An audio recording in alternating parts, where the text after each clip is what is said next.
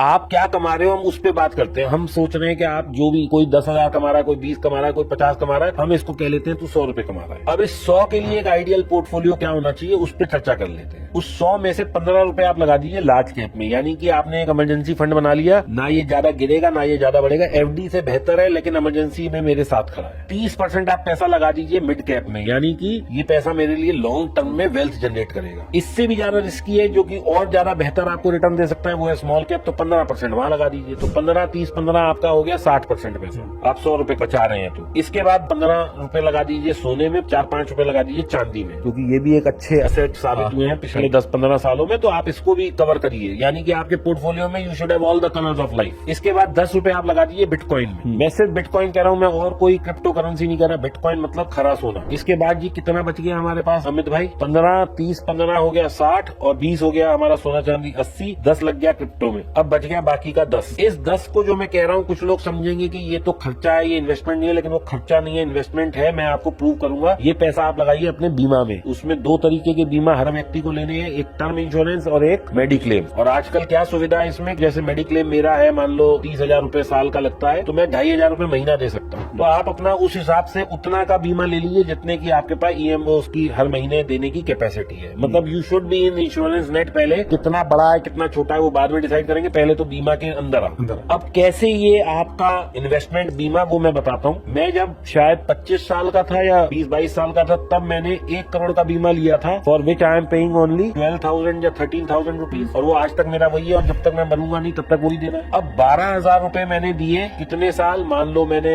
70 साल दिए, तो कितने पहुंचे मेरे पास वहाँ पैसे? 7 लाख रुपए। 7 का मैं कितना ही मल्टीप्लाई कर लूँ तो भी 1 करोड़ नहीं होता। आज मर जाऊं तो भी 1 करोड़ मिलेगा मेरी फैमिली को। तो दिस इज द इन्वेस्टमेंट। दूसरा, मैं हर साल 20,000 रुपए देता हूँ अपने मेडिक्लेम पे। मैंने 20 साल दिए, 4 लाख दिए। अब उसका भी लोग कहेंगे अरे सर आपने उसको म्यूचुअल फंड में लगाया होता, यहाँ लगाया होता, वहाँ लगाया होता। तो भाई तो भी वो सब मिला लो तो भी वो 15-20 लाख से ज्यादा नहीं होता। मैं बीमार हुआ था जी आज से 5 साल पहले, 35 लाख का मेरा बिल था, और वो इंश्योरेंस कंपनी ने 1 मिनट में दे दिया, 1 टाइम। लेकिन आज भी मैं उसी 1 करोड़ के लिए इंश्योर्ड हूँ या 50-60 लाख रुपए के लिए इंश्योर्ड हूँ अपने मेडिकल बिल में। अभी भी मैं वही दे रहा हूँ 20,000 रुपए। तो कहने का मतलब मैं तो 5 बार भी बीमार हो सकता हूँ, तो आप तो कंपनी से 5 बार क्लेम लो ना मेडिक्लेम का। अब आप डिसाइड करो कि ये इन्वेस्टमेंट है या वो है।